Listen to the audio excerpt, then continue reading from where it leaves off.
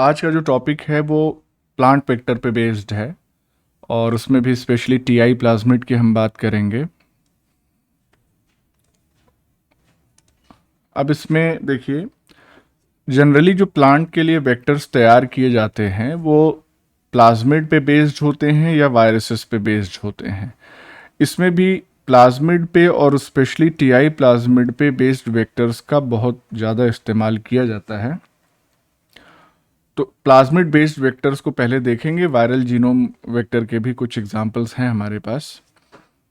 Plasmid based vectors जो होते हैं उसमें सोर्स जो प्लाज्मिड का होता है वो होता है एग्रोबैक्टीरियम ट्यूमेफेसियंस। और ये जो एग्रोबैक्टीरियम होता है ये बेसिकली क्या है, एक सॉइल बैक्टीरियम है। इसका मतलब कि ये सॉइल में प्रेजेंट होता है। नेचुरल उसका जो हैबिटेट है वो सॉइल ही होता है। और दूसरी बात यह है कि इसको एग्रोबैक्टीरियम को हम लोग नेचुरल जेनेटिक इंजीनियर भी कहते हैं। और क्यों कहते हैं अभी ये बात क्लियर होगी। It is a natural genetic engineer. Nature ने ऑलरेडी ये सारी चीज़ें बना के रखी हुई हैं, हम लोग सिर्फ रीडिस्कवरी कर रहे हैं। अब इस चीज़ को आप अप्रिशिएट करेंगे जब ये प्रोसेस समझ जाएंगे। तो दो स्पीशीज मेनली जो है वो एग्रोबैक्टीरियम की इस्तेमाल होती है जिनके प्लाज्मिड्स को यूज किया जाता है एज वेक्टर। तो एक हो गई एग्रोबैक्टीरियम ट्यूमेफेसेंस और दूसरी होगी एग्रोबैक्टीरियम राइजोजीन्स। ट्यूमेफेसेंस के पास टीआई प्लाज्मिड होता है और इस टीआई प्लाज्मिड की वजह से क्राउन गॉल डिजीज जो होती है वो प्लांट में होती है। राइजोजीन के पास हेयरी रूट आरआई प्लाज्मिड होता है जिसकी वजह से हेयरी रूट डिजीज ये प्लांट में कॉज करता है।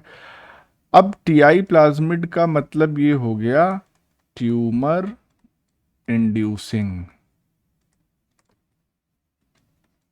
यानी कि इस प्लाज्मिड की वजह से ये क्राउन गॉल ट्यूमर जो है वो फॉर्म होगा। आरआई का मतलब हो गया रूट इंड्यूसिंग, यानी कि रूट को इलाबोरेट कर देता है जब ये प्लाज्मिड पहुंचता है। तो हमको मेनली टीआई प्लाज्मिड पे अपना फोकस रखना है, लेकिन ये जानकारी होनी चाहिए। तो हम केवल ट्यूमेफेसेंस स्पीशीज की ही बात करेंगे। तो नेचुरली पाया जाता है और साथ ही साथ ग्राम नेगेटिव है। ग्राम नेगेटिव ये सब फैक्ट्स जो हैं वो सेक्शन बी के लिए इंपॉर्टेंट होते हैं। तो naturally occurring gram negative soil bacterium अभी हमने बताया। नेचुरल जेनेटिक इंजीनियर है, ये भी बात हम कर चुके हैं। क्राउन गॉल डिजीज कॉज करता है प्राइमरीली डाइकॉट प्लांट में। इस चीज़ पे आपको ध्यान रखना है। मोनोकॉट प्लांट्स जो स्पीशीज होती हैं वो इस बीमारी से अफेक्टेड नहीं होती हैं। क्यों नहीं होती हैं, जब पूरी मैकेनिज्म हम लोग देख लेंगे तो हमको रीज़न तुरंत समझ में आ जाएगा। तो मेनली डाइकॉट प्लांट्स में ये क्राउन गॉल ट्यूमर डिजीज जो है वो कॉज करता है। अब ये डिजीज कॉज कैसे करता है, तो इसके पास टीआई प्लाज्मिड है। जैसा कि अब चूंकि बैक्टीरियम है तो प्लाज्मिड होगा ही, उसका स्पेसिफिक नाम दे दिया ट्यूमर इंड्यूसिंग प्लाज्मिड। तो ये क्या करेगा, ये इस टीआई प्लाज्मिड का एक स्पेसिफिक सेगमेंट या डिफाइंड सेगमेंट जिसको हम टी डीएनए कहते हैं या ट्रांसफर डीएनए कहते हैं, उसको ये भेज देता है प्लांट सेल के न्यूक्लियस में या न्यूक्लियर जीनोम के पास। तो टीआई प्लाज्मिड का छोटा सा हिस्सा जिसको हम टी डीएनए कह रहे हैं उसको ये बैक्टीरियम प्लांट सेल के अंदर इनकॉर्पोरेट करा देता है। मैकेनिज्म देखेंगे हम लोग। अब देखिए, टीआई प्लाज्मिड की कुछ खास बातें हम अगर कर लें तो सबसे पहली बात यह है कि इस प्लाज्मिड का साइज जो होता है वो बड़ा होता है, लार्ज होता है, लगभग 200 किलो बेस के आसपास होता है। और इसी प्लाज्मिड के अंदर टी डीएनए मौजूद होता है। डायग्राम से और समझ में आएगा। पूरे प्लाज्मिड का साइज है 200 केबी, लेकिन टी डीएनए का साइज जो है वो 15 से लेके 30 किलो बेस तक हो सकता है। ये किस चीज पे डिपेंड करता है, depending upon species, not species. Species तो ट्यूमेफेसियंस ही है। डिपेंडिंग अपॉन स्ट्रेन, क्योंकि स्पीशीज में कई स्ट्रेन्स हो सकती हैं, तो अलग अलग स्ट्रेन में ये साइज जो है टीडीएनए का वो वेरी कर सकता है। ठीक, अब ये जो टीडीएनए है इसके आगे और पीछे दोनों तरफ यानी कि फ्लैंकिंग पोजीशंस पे 25 बेस पेयर के इम्परफेक्ट डायरेक्ट रिपीट सीक्वेंसेस होते हैं जिनको हम बॉर्डर सीक्वेंस कहते हैं। तो बॉर्डर सीक्वेंसेस का साइज क्या होता है? 25 बेस पेयर, ये लेफ्ट साइड में हो सकते हैं और राइट साइड, दोनों साइड में पाए जाते हैं। तो लेफ्ट बॉर्डर सीक्वेंस और राइट बॉर्डर सीक्वेंस, दो बॉर्डर सीक्वेंसेस पाए जाते हैं। और ये जो बॉर्डर सीक्वेंसेस होते हैं यही ट्रांसफर की प्रोसेस में इस्तेमाल होते हैं। स्पेशली जो राइट बॉर्डर सीक्वेंस है वो डायरेक्ट रोल प्ले करता है in the transfer of TDNA from agrobacterium to plant cell. इसलिए इस चीज को भी आपको ध्यान रखना है कि राइट बॉर्डर सीक्वेंस जो है उसका मेन रोल होता है। ये भी क्वेश्चन बन सकता है।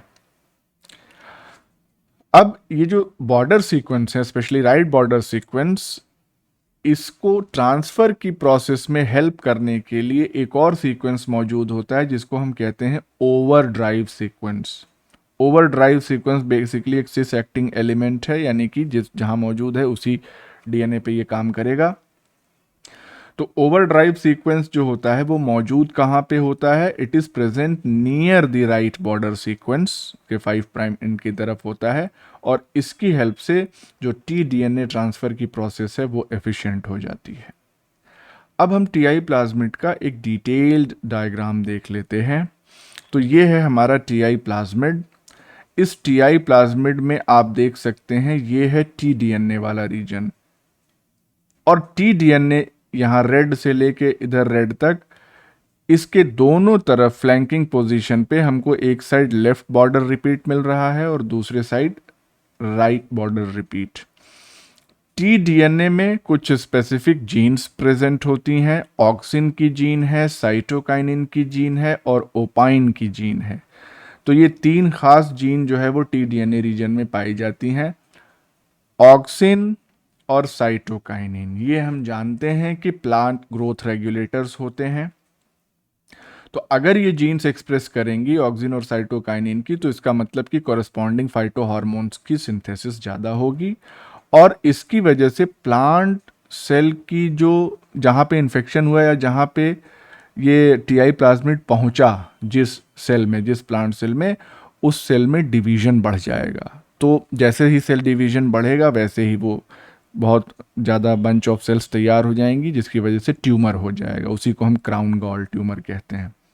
ओपाइन की जो जीन होती है वो जब एक्सप्रेस करेगी तो जाहिर सी बात है वो अलग अलग तरीके के ओपाइंस फॉर्म करेगी। और ओपाइन क्या होता है? Opine is nothing but food for agrobacterium. Agrobacterium का भोजन है। और ओपाइन जो है वो अलग अलग तरीके के हो सकते हैं, ओपालाइन, नॉक्टोपाइन और एग्रोपाइन। वो भी वेरी करता है कि किस पर्टिकुलर स्ट्रेन का टीआई प्लाज्मिड है, तो वो कौन से वाले ओपाइन की जीन कंटेन कर रहा है। ओपाइन जो होते हैं वो कार्बन और नाइट्रोजन का सोर्स होते हैं basically. Amino acid plus sugar या एमिनो एसिड और दूसरे कंपोनेंट से मिलकर तैयार होते हैं, जो कि मेटाबोलाइज होते हैं एग्रोबैक्टीरियम पे और एनर्जी प्रोवाइड करते हैं। तो ये तो हमने देख लिया टी डीएनए का रीजन। इसके बाद टीआई प्लाज्मिड में बाकी इलाके में जो जीन्स पाई जाती हैं उनको भी एक बार गो थ्रू कर लें। जैसे एक ट्रा जीन होती है, तो ट्रा जीन हमने अब बैक्टीरियल फिजियोलॉजी और बैक्टीरियल रिप्रोडक्शन तो पढ़ा नहीं, मतलब हमने नहीं पढ़ाया, लेकिन आपको बेसिक थोड़ा सा आइडिया होगा कि बैक्टीरिया में भी कॉन्जुगेशन जब होता है तो बैक्टीरिया के, नॉर्मल बैक्टीरिया के पास भी ट्रा जीन्स प्रेजेंट होती हैं जो कॉन्जुगेशन ट्यूब फॉर्मेशन में हेल्प करती हैं। तो इसका मतलब इस प्लाज्मिड के पास ये ट्रा जीन है, तो ये क्या करेगा? कॉन्जुगल प्लाज्मिड ट्रांसफर कराने में हेल्प करेगा। ठीक, इसके बाद टीआई प्लाज्मिड के ही अंदर ऑक्टोपाइन कैटाबोलिज्म की जीन होती है। इसका मतलब ये जो ओपाइन यहाँ पे सिंथेसाइज हो रहा है, मैन्युफैक्चर हो रहा है, इसको मेटाबोलाइज भी तो करना है इस्तेमाल करने के लिए। फिर दूसरी मैनिटिल ओपाइन कैटाबोलिज्म की जीन है। कुल मिला के जो ओपाइन सिंथेसाइज होंगे उनको कैटाबोलाइट और उसका कैटाबोलिज्म करने के लिए भी जीन्स जो है इसी प्लाज्मिड में मौजूद रहती है। फिर ये ओरिजिन ऑफ रेप्लिकेशन है और यहाँ पे बहुत ही important group of genes present रहती हैं जिनको हम विर जीन्स कहते हैं। और बेसिकली ये जो आप देख रहे हैं ए बी, हाँ सीक्वेंस इसका ये है ABGCDEFH।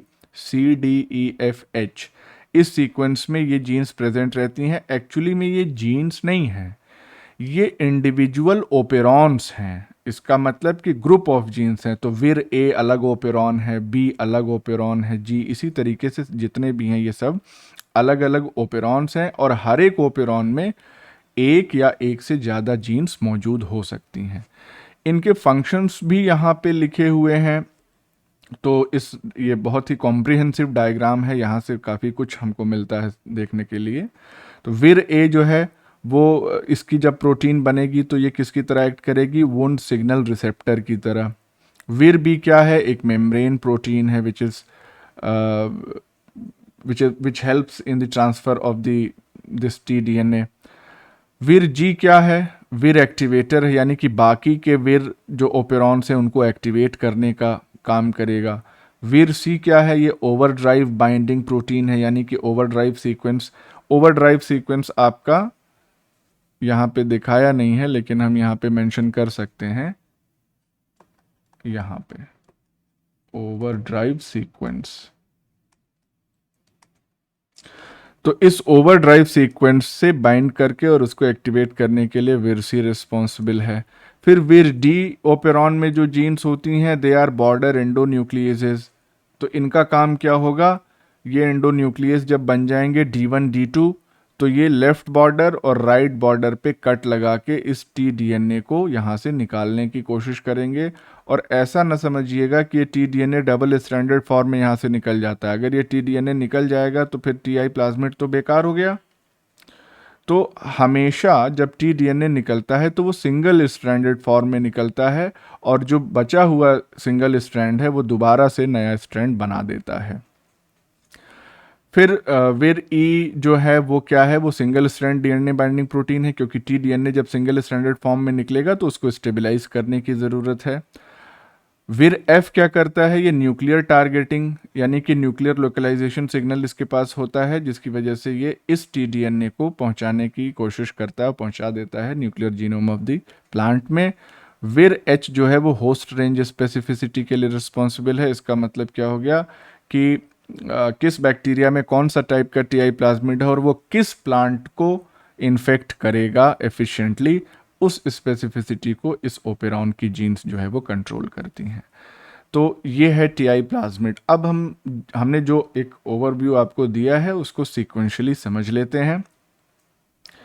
तो विर जीन्स का मेन रोल हमने यहाँ पे लिख दिया है। क्या होता है, ये ऐसी प्रोटीन्स को कोड करती हैं जो टीडीएनए की प्रोसेसिंग और ट्रांसफर के लिए रिस्पॉन्सिबल होती हैं। चलिए अब आगे देखते हैं। तो टीडीएनए में जैसा कि हमने बताया इसमें ऑक्सिन की जीन है, साइटोकाइनिन की जीन है और ओपाइंस की जीन मौजूद है। और ये सभी जीन्स एक्सप्रेस कहाँ पे होती हैं, प्लांट सेल में। ये बात आपको ध्यान रखनी है क्योंकि टीडीएनए चला जाएगा प्लांट के पास तो प्लांट में ही ये तीनों टाइप की सेल्स जीन्स जो हैं वो एक्सप्रेस करेंगी। अब जब प्लांट में ओवर प्रोडक्शन होगा फाइटोहार्मोन्स का इन्फेक्शन की साइट पे, तो वुंड सेल्स जो होंगी वो प्रोलिफरेट करेंगी जिसकी वजह से गॉल या ट्यूमर फॉर्म होगा। जनरली होता क्या है, प्लांट में जब कहीं पे चोट चपेट लग जाती है तो ये बैक्टीरिया चूंकि सॉइल में ही मौजूद है तो वो उस वुंड साइट पे आसानी से इन्वेड कर सकता है। तो प्लांट में जब वुंड होगा उसके बाद ही इन्फेक्शन होगा। नॉर्मल जो है फिर तो इन्फेक्शन नहीं होगा। अब हम लोगों में भी जब चोट वगैरह लग जाती है, स्किन छिल जाती है, तो अगर ज़्यादा डीप हो गया कट तो इन्फेक्शन होने की संभावना रहती है। ऐसा ही प्लांट के साथ भी है। तो अब ये जो गॉल या ट्यूमर बना है ये किस लिए बन रहा है, क्यों वो सेल की ग्रोथ करा रहा है साइटोकाइनिन और ऑक्सिन देके, ताकि a large number of bacteria, या बैक्टीरियल पॉपुलेशन पूरी की पूरी वो हार्बर कर सके, उसको रहने और खाने की जगह प्लांट के अंदर ही मिल जाए। अब बात करते हैं ओपाइंस की। तो ओपाइंस क्या है, वो अलग अलग टाइप के हो सकते हैं। नोपालाइन है, ऑक्टोपाइन है, एग्रोपाइन है, तीन तो नाम आपको याद रखने ही हैं। और ये कौन सा टीआई प्लाज्मिड है उस पर डिपेंड करता है कि किस पर्टिकुलर ओपाइन की जीन उसमें प्रेजेंट होगी। ओपाइंस फॉर्म कैसे होते हैं या किन किन चीज़ों से कॉन्स्टिट्यूट होते हैं, तो दो तरीका है। या तो एक एमिनो एसिड और एक कीटो एसिड मिल जाए तब ओपाइन बन जाएगा, या एक एमिनो एसिड और एक शुगर मिल जाए तो भी ओपाइन बन जाएगा। तो यहाँ पे कार्बन और नाइट्रोजन का ये रिच सोर्स होता है जिसको एग्रोबैक्टीरियम एज अ फूड इस्तेमाल करता है। अब यहाँ पे आप देख सकते हैं कि अलग अलग टी डीएनए या अलग अलग टीआई प्लाज्मिड में पाए जाने वाले जो टी डीएनए हैं उसमें कौन कौन सी जीन्स हो सकती हैं। तो ओसीएस एब्रीविएट कर दिया ऑक्टोपाइन के लिए, नॉस कर दिया नोपालाइन के लिए, TMS1 जो है ट्रिप्टोफैन 2 मोनोऑक्सीजिनेज ये ऑक्सिन सिंथेसिस के लिए है। TMS2 इंडोल एसिटामाइड हाइड्रोलेज ये भी ऑक्सिन का ही एक वेरिएंट है। फिर TMR आइसोपेंटिल ट्रांसफेरेज ये साइटोकाइनिन का वेरिएंट है। AGS एग्रोपाइन की सिंथेसिस के लिए। तो ये कुछ जीन्स के नाम है, बस इसको गो थ्रू हो जाएंगे तो ठीक ही रहेगा। बाकी तीन वैरायटी हमने आपको बताई, ओपाइन, ऑक्सिन और साइटोकाइनिन की जीन ही TDNA में मौजूद होती है। अब TDNA के ट्रांसफर के लिए कौन सी जीन्स रिक्वायर्ड होती हैं, तो जाहिर सी बात है विर जीन्स ही रिस्पॉन्सिबल होती हैं TDNA प्रोसेसिंग और ट्रांसफर के लिए। अब ये जो विर जीन्स होती हैं, हमने जैसा कि बताया ये ओपेरॉन के फॉर्म में ऑर्गेनाइज्ड रहती हैं with in the TI plasmid. कौन कौन सी थी, यहाँ हमने सीक्वेंस ऐसे ही लिख दिया, लेटर वाइज लिख दिया, जबकि एक्चुअल सीक्वेंस आपको डायग्राम में मिल जाएगा। तो इसे याद करना थोड़ा सा आसान हो जाएगा। और जी का ही सीक्वेंस थोड़ा इधर उधर हुआ है, बाकी सब तो ठीक ही है, कोई दिक्कत नहीं। ए बी के बाद जी है, उसके बाद C D E F H तो है ही है। तो फिर ABCDEFGH 3 3 6 2 8, तो टोटल कितने ओपेरॉन्स हो गए, वीर ओपेरॉन्स 8 वीर ओपेरॉन्स हो गए। संख्या याद रहेगी तो लेटर्स भी याद रहेंगे। अब ये सारे क्या है, ओपेरॉन्स हैं। तो हर एक ओपेरॉन में जो नंबर ऑफ जीन्स हैं वो वेरी करती हैं। तो नंबर ऑफ जीन्स पर ओपेरॉन वेरीज। जैसे कि एग्जाम्पल के तौर पे विर ए, जी और एफ ये जो तीनों ओपेरॉन हैं इनमें सिर्फ एक जीन पाई जाती है। विर बी जो है उसमें 11 जीन्स पाई जाती हैं जिसको विर B1 से लेके विर B11 तक डिनोट करते हैं। विर डी में 5 जीन्स पाई जाती हैं जिसको विर D1 से लेके विर D5 तक डिनोट करते हैं। वीर का मतलब क्या हो गया, वीर वीर फॉर वेरुलेंस या वेरुलेंस, जैसा भी आप इसको पढ़ना चाहें। अब इसके बाद ये जो दो वीर जीन्स हैं, वीर ए और वीर जी, ये बहुत ही इंपॉर्टेंट रोल प्ले करती हैं इस ट्रांसफर प्रोसेस में, वीर ए और वीर जी। तो आप इसको ऐसे भी याद रख सकते हैं, AG मतलब किसी को बुलाने के लिए। खैर, ये जो दोनों जीन्स हैं ये कॉन्स्टिट्यूटिवली एक्सप्रेस होती हैं, लगातार ये एक्सप्रेस होती रहती हैं। और इनके एक्सप्रेशन की वजह से जो प्रोटीन्स बनते हैं, विर ए विर जी, यहाँ कैपिटल में भी हमने, वैसे यहाँ पे भी तो कैपिटल है, खैर इतना डिफरेंस आपको समझ में आ रहा होगा। इनके जो प्रोटीन्स हैं विर ए और विर जी प्रोटीन्स, ये दूसरे जो विर ओपेरॉन्स हैं उनके ट्रांसक्रिप्शन को टाइटली रेगुलेट करते हैं। तो रेगुलेटरी रोल प्ले करते हैं इनके प्रोटीन्स जो हैं। अच्छा, अब ये जो विर ए प्रोटीन वो बेसिकली है क्या, it is a sensor kinase. ये एक सेंसर काइनेज है जो कि बैक्टीरिया के मेम्ब्रेन पे लोकेटेड होता है। तो अगर ये एग्रोबैक्टीरियम हम यहाँ पे बना दें तो इस एग्रोबैक्टीरियम के मेम्ब्रेन पे ये जो है विर ए लोकेटेड होता है। ठीक, और ये जो वीर ए है ये किसकी तरह एक्ट करता है, ये रिसेप्टर की तरह। तो ये मेम्ब्रेन रिसेप्टर है, और रिसेप्टर किसके लिए, कुछ फिनोलिक कंपाउंड्स या मॉलिक्यूल्स के लिए। और ये फिनोलिक कंपाउंड्स कौन रिलीज करता है, वुंडेड प्लांट सेल। जब प्लांट को चोट लगती है तो कुछ फिनोलिक्स या सेकेंडरी मेटाबोलाइट्स वहाँ से रिलीज होते हैं। और सबसे इंपॉर्टेंट या प्राइम एग्जाम्पल उसका है एसिटोसिरिंगोन, बहुत इंपॉर्टेंट है, इसका नाम याद रखना है आपको हर हालत में। तो मान लीजिए कि यहाँ से ये एसिटोसिरिंगोन जो है वो निकल के आया ऐसे ऐसे करके, ये ठीक। तो ये आके इस विर ए से बाइंड करेगा, क्योंकि ये एग्रोबैक्टीरियम उसी प्लांट की विसिनिटी में है। तो इसको हम कह देते हैं दिस इज एसिटोसिरिंगोन। अब ये एसिटोसिरिंगोन जब बाइंड करेगा विर ए से तो आगे कुछ और कहानी चलेगी, विर जी एक्टिवेट होगा। खैर वो सब हम, एक YouTube का वीडियो है 3 मिनट का है, और 3 मिनट में आपको लगभग पूरी कहानी उसमें समझ में आ जाएगी, जो यहाँ पे हम पूरे लेक्चर में आज बताएंगे आपको। तो वहाँ पे आपको समझ में आएगा, अभी जितने स्टेप्स बता रहे हैं वो समझिए। तो वेरे प्रोटीन क्या है, एक सेंसर काइनेज है। काइनेज है तो ये फॉस्फोराइलेशन करेगा। और ये कहाँ लोकेटेड है, बैक्टीरिया की मेम्ब्रेन पे। ये किस की तरह एक्ट करता है, रिसेप्टर की तरह। किसके लिए, फिनोलिक मॉलिक्यूल्स के लिए, जैसे एसिटोसिरिंगोन। ये कौन निकाल रहा है phenolic molecules, wounded plant cells से रिलीज हो रहा है। अब ये जो दोनों प्रोटीन्स हैं विर ए और विर जी, ये दोनों की दोनों प्रोटीन्स एक 2 कंपोनेंट सिग्नलिंग सिस्टम बनाती हैं, जिसमें से विर ए जो है वो सेंसर काइनेज अभी बताया हमने, और जो विर जी है वो रिस्पॉन्स रेगुलेटर की तरह एक्ट करता है। तो दोनों मिलके एक सिग्नलिंग कास्केड जो है वो स्टार्ट करते हैं। अब वो देख लेते हैं क्या सिग्नलिंग कास्केड चल रही है। तो मान लीजिए ये एसिटोसिरिंगोन जो है वो प्लांट ने रिलीज किया, अब ये यहाँ पे आया। अब ये एसिटोसिरिंगोन किससे बाइंड करेगा, विर ए, यहाँ से लेके और यहाँ तक पूरा मेम्ब्रेन स्पैनिंग प्रोटीन है ये। विर ए प्रोटीन से ये एसिटोसिरिंगोन बाइंड करेगा। जैसे ही एसिटोसिरिंगोन इससे बाइंड करेगा तो विर ए जो है वो एक्टिवेट होगा, and it causes auto phosphorylation. ये खुद का ही फॉस्फोराइलेशन करेगा, कहाँ पे, हिस्टिडीन रेसिड्यू पे, एट साइटोप्लाज्मिक एंड। तो फॉस्फोराइलेशन हो गया किसका, विर ए का, बाय बाइंडिंग ऑफ एसिटोसिरिंगोन।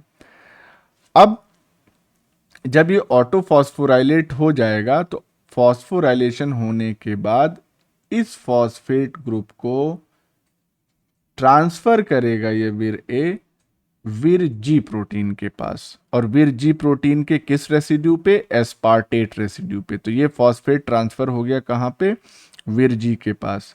तो भाई चूंकि विर ए क्या है, एक सेंसर काइनेज है, तो ये खुद का भी फॉस्फोराइलेशन कर दे रहा है।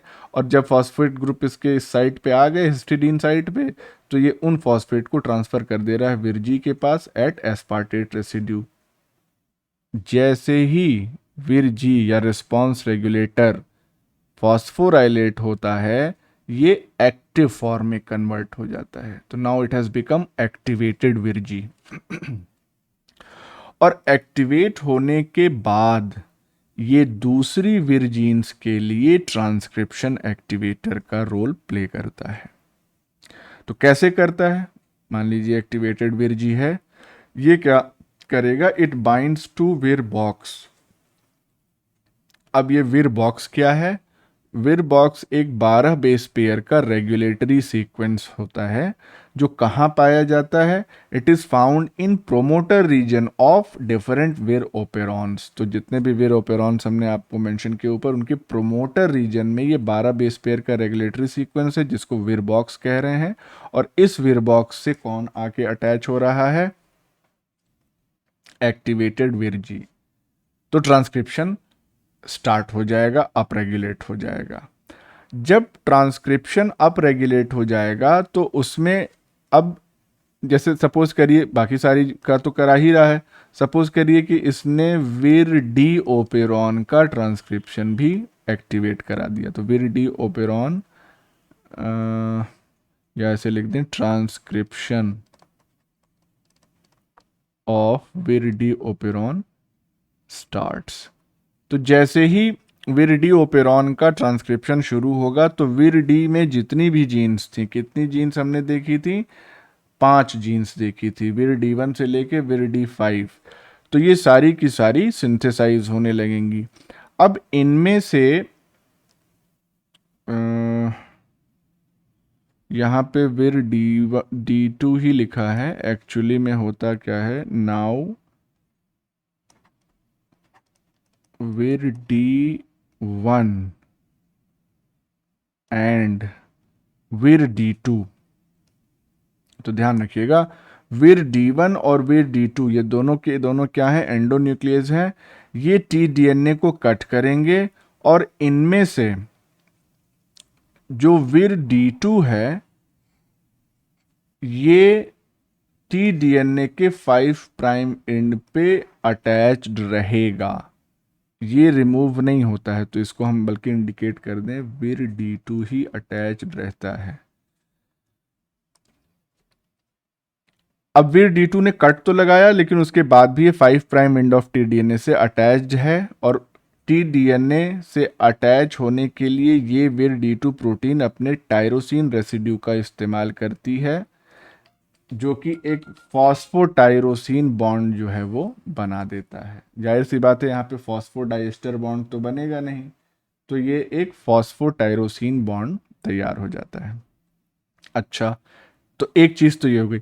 अब इससे फायदा क्या है, विर D2 का tDNA से अटैच्ड रहने का फायदा ये है कि उस एंड की एक्सोन्यूक्लियोलिटिक एक्टिविटी या अटैक से बचा देता है। ये जाहिर सी बात है, अगर 5 प्राइम एंड ओपन रहेगा, एक्सपोज रहेगा, तो एक्सोन्यूक्लियस से वो कट हो सकता है, लेकिन ये प्रोटीन उससे जब जुड़ी हुई है तो tDNA का एक्सोन्यूक्लियोलिटिक अटैक जो है वो प्रिवेंट हो जाता है। और साथ ही साथ दूसरा काम क्या करता है ये विर D2, ये 5 प्राइम एंड को लीडिंग एंड की तरह प्रोजेक्ट करता है, यानी कि जिस एंड से tDNA प्लांट सेल में एंटर करेगा, तो उसको एक तरीके से उसकी मार्किंग या लेबलिंग के लिए भी विर D2 प्रोटीन अपना रोल प्ले करता है। तो दो काम हो गए विर D2 को, D2 के एक्सोन्यूक्लियोलिटिक अटैक से प्रिवेंट करेगा, tDNA को बचाए रखेगा, और साथ ही साथ tDNA को किस ओरिएंटेशन, किस डायरेक्शन से एंटर करना है प्लांट सेल में, ये डिफाइन करेगा। ठीक है, निकिंग के बाद जो डीएनए है वो डिस्प्लेस होता है, यही tDNA की बात कर रहे हैं, 5 प्राइम 3 प्राइम डायरेक्शन में, और जिसकी वजह से सिंगल स्ट्रैंडेड tDNA बनता है। अभी हमने आपको ऊपर ही बताया था कि दोनों स्ट्रैंड tDNA के नहीं निकल के जाते हैं। अब आता है काम वही विर C1 और विर C2 का, जो कि ओवरड्राइव सीक्वेंस से बाइंड करने के बाद ये जो पूरी ट्रांसफ़र की प्रोसेस है tDNA की, उसको फैसिलिटेट करते हैं। अब इसका बहुत ज़्यादा डिटेल मैकेनिज्म नहीं पता है, लेकिन इतना गेस है कि ओवरड्राइव सीक्वेंस अगर रिमूव कर दिया गया टी प्लाज्मिड से, तो ट्रांसफ़र जो है डीएनए का नहीं हो पाए, tDNA का ट्रांसफ़र नहीं हो पाएगा। बस इसी से पता चला, एग्जैक्ट मैकेनिज्म क्या है वो नहीं मालूम है। फिर अब ये जो बैक्टीरिया है, एग्रोबैक्टीरियम, ये टाइप 4 सिक्रीशन सिस्टम का इस्तेमाल करता है, T4SS शॉर्ट में इसको कह देते हैं। और इस सिक्रीशन सिस्टम का इस्तेमाल करते हुए ही टी स्ट्रैंड, जो कि ऑलरेडी विर D2 से अटैच्ड या एसोसिएटेड है, उसका ट्रांसफ़र हो जाता है। अब ये है क्या, तो देख लेते हैं। ये जो टाइप 4 सिक्रीशन सिस्टम है, या जिसको हम मेटिंग पेयर फॉर्मेशन या MPF सिस्टम भी कह देते हैं, ये और कुछ नहीं है बल्कि एक मेम्ब्रेन स्पैनिंग कॉम्प्लेक्स है, और साथ ही साथ इसमें एक और कंपोनेंट होता है जो कि है टी पाइलस। तो अभी हम नीचे आएंगे तो डिटेल में उसको देखते हैं। अब ये जो पूरा सिक्रीशन सिस्टम है, ये क्या बनाता है, ये एक पोर या चैनल बना देता है, जिसके हेल्प से डीएनए, यानी tDNA लिखे ही दे यहाँ पे, tDNA, और उसके साथ एसोसिएटेड जो प्रोटीन्स होती हैं, ये ट्रांसफ़र हो जाती हैं डोनर सेल से, यानी बैक्टीरिया से, रेसिपिएंट सेल में, यानी प्लांट सेल में। अब प्रोटीन्स कौन कौन सी जा रही हैं वो यहाँ पे हम ज़रूर देख लें। तो प्रोटीन्स जाने वाली जो हैं वो हैं विर एफ, विर E3, विर E2 और विर D5। ये 4 टाइप की या 4 प्रोटीन्स जो हैं वो जाती हैं टीडीएनए के साथ साथ। विर E3 क्या करती है, ये विर E2 को न्यूक्लियस में यानी प्लांट सेल के न्यूक्लियस में एंट्री कराने में हेल्प करती है। विर E2 क्या है, ये एक sequence non specific single stranded DNA binding protein है। तो ये single stranded DNA binding protein है, यानी कि जाहिर सी बात है टीडीएनए से एसोसिएट होके जाएगी। देन वी हैव दिस विर D5। इसका रोल देखते हैं आगे। अब देखिए हम किसकी बात कर रहे हैं, T4 सिक्रीशन सिस्टम की बात कर रहे हैं। ये जो T4 सिक्रीशन सिस्टम है ये किन किन प्रोटीन से मिलके बना होता है, 11 प्रोटीन्स जो कि विर B1 से लेके B11 हैं और विर D4, इन दोनों टाइप की प्रोटीन से मिलके T4 सिक्रीशन सिस्टम तैयार होता है। और इस सिस्टम में 2 मेजर स्ट्रक्चरल कंपोनेंट्स होते हैं। कौन कौन से, एक तो हमने आपको ऊपर बता ही दिया था, मेम्ब्रेन एसोसिएटेड या स्पैनिंग कॉम्प्लेक्स, और दूसरा है टी पाइलस। जैसे बैक्टीरिया में सेक्सुअल रिप्रोडक्शन के दौरान कॉन्जुगेशन होता है तो सेक्स पिलाई जो है वही रोल प्ले करती हैं। यहाँ ट्रांसफ़र हो रहा है डीएनए का, इसलिए उसको टी पाइलस कह दिया, ट्रांसफर पाइलस कह दिया है। ठीक, अब देखिए विर E2 और विर D2 टी डीएनए, क्योंकि टी डीएनए से तो विर D2 पहले से ही एसोसिएटेड थी, ये सेपरेटली ट्रांसलोकेट होते हैं अलग अलग। ठीक, ट्रांसलोकेशन इनका अलग अलग होता है, लेकिन एक बार प्लांट सेल में पहुंच गए दोनों के दोनों तो वहां पे इकट्ठा होके टी कॉम्प्लेक्स बनाते हैं। तो यानी कि टी कॉम्प्लेक्स में क्या क्या है, विर E2 प्रोटीन है और विर D2 टी डीएनए। कहाँ असेंबल हो रहा है ये टी कॉम्प्लेक्स, प्लांट सेल में। और प्लांट सेल में पहुंचने के बाद इसको फाइनली कहाँ जाना है, न्यूक्लियस में। इन दोनों ही प्रोटीन्स के पास विर E2 और विर D2, E2 D2, इनके पास न्यूक्लियर लोकलाइजेशन सिग्नल होता है जिसकी हेल्प से ये न्यूक्लियस में एंटर कर जाते हैं। प्लांट सेल के न्यूक्लियस में जब सिंगल स्ट्रैंडेड टी डीएनए पहुंचता है तो वहां पे ये डबल स्ट्रैंडेड टी डीएनए में कन्वर्ट होता है and then it gets integrated into plant genome. और ये जो इंटीग्रेशन है ये रैंडम साइट्स पे होता है और मैकेनिज्म इन्वॉल्व जो होती है वो नॉन होमोलोगस रिकॉम्बिनेशन होती है। तो कहीं भी इंटीग्रेट कर जाएगा, इसको तो एक्सप्रेस करने से मतलब है अपनी जीन्स को। तो ये है मैकेनिज्म, अगर आप इसमें समझना चाहें तो ये हमारा एग्रोबैक्टीरियम है, इसके पास ये टीआई प्लाज्मिड है, ये है टी डीएनए, और टी डीएनए का एक स्ट्रैंड जो है वहाँ यहाँ से रिमूव होगा आफ्टर एंडोन्यूक्लियस एक्टिविटी बाय विर D1 एंड D2। विर D2 जो है अभी भी इससे अटैच्ड है 5 प्राइम एंड पे, और फिर इसके ट्रांसफ़र की प्रोसेस को फैसिलिटेट करने के लिए ये जो 4 प्रोटीन्स जो हमने ऊपर भी लिखा हुआ था वो भी साथ में जाएंगी। विर F, D5, E3, E2 ये साथ में जाएंगी इस चैनल या पोर के थ्रू, जिसको हम T4 सिक्रीशन सिस्टम कह रहे हैं। प्लांट सेल के अंदर पहुंचने के बाद टी कॉम्प्लेक्स का फॉर्मेशन होगा जो कि विर D2T और विर E2 की वजह से तैयार हो रहा है। और चूंकि विर D2 और विर E2 के पास न्यूक्लियर लोकलाइजेशन सिग्नल्स हैं तो ये सीधे कहाँ पे एंट्री पाएगा, nucleus of the plant cell में, और उसके बाद जाके इनकॉर्पोरेट हो जाएगा प्लांट सेल के जीनोम में और एक्सप्रेशन स्टार्ट करेगा जो जो जीन्स वो लेके पहुंचा है। तो ये इसका डिस्क्रिप्शन है, इसको आप पढ़ सकते हैं। अब इस एग्रोबैक्टीरियम को वेक्टर सिस्टम की तरह कैसे इस्तेमाल किया जाए ये देख लेते हैं। तो बहुत सिंपल सा है, अगर हम अपनी जीन ऑफ इंटरेस्ट को टी डीएनए वाले रीजन में इनकॉर्पोरेट करा दें तो टी डीएनए को तो नेचुरली एग्रोबैक्टीरियम भेज देगा प्लांट सेल के पास, तो जब टी डीएनए पहुंचेगा तो हमारा जीन ऑफ इंटरेस्ट भी पहुंच जाएगा। और जो हमारा जीन ऑफ इंटरेस्ट या टारगेट जीन है, एक बार जब वो प्लांट जीनोम में इंटीग्रेट हो जाता है तो स्टेबल हो जाता है। क्यों? क्योंकि सिर्फ टीडीएनए पहुंच रहा है प्लांट सेल में, बॉर्डर सीक्वेंस नहीं जा रहे हैं, ना विर जीन्स जा रही हैं। तो स्टेबिलिटी जो है वो प्लांट जीनोम में इंटीग्रेट होने के बाद बढ़ जाती है।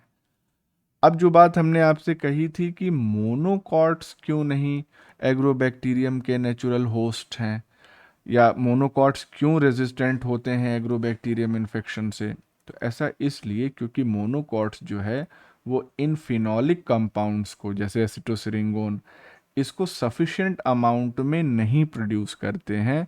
तो जब फिनॉलिक्स ही नहीं प्रोड्यूस होंगे तो विर ए से बाइंड ही नहीं करेगा, उसके बाद कोई भी काम, कोई भी कास्केड जो है नीचे एक्टिवेट ही नहीं होगी, तो विर जीन का एक्सप्रेशन ही नहीं होगा। क्योंकि विर ए से जब फिनॉलिक बाइंड कर रहा था एसिटोसिरिंगोन तो विर जी का फॉस्फोराइलेशन हो रहा था, फिर एक्टिवेटेड विर जी जो है वो विर बॉक्स से अटैच हो रहा था, तो जब एक्टिवेट ही नहीं होगा तो विर जी का एक्सप्रेशन ही नहीं होगा। नेचुरली ये पॉसिबल नहीं है, लेकिन फिर भी लैब में जुगाड़ पानी लगा के कर लिया गया है। राइस जो है, राइस हम जानते हैं मोनोकॉट स्पीशीज है।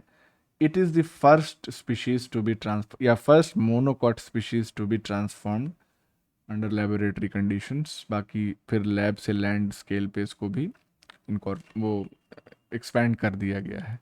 तो this was about plasmid based vector system of plants. अब वायरल वेक्टर सिस्टम की बात कर लें, तो चूंकि वायरस में मोस्टली जो प्लांट वायरसेस होते हैं उसमें आरएनए जीनोम होता है,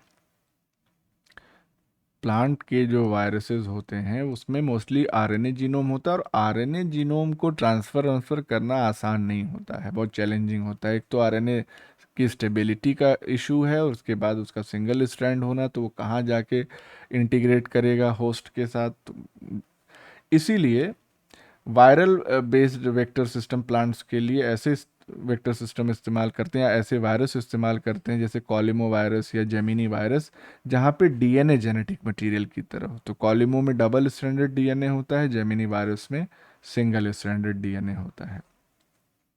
तो ये एक बहुत इंपॉर्टेंट टॉपिक है, इसको आप ध्यान से पढ़िएगा। इसके बाद हम एक भी वीडियो शेयर करेंगे, 3 मिनट का है, और उसको देख लीजिएगा, बहुत आसानी से समझ में आ जाएगा।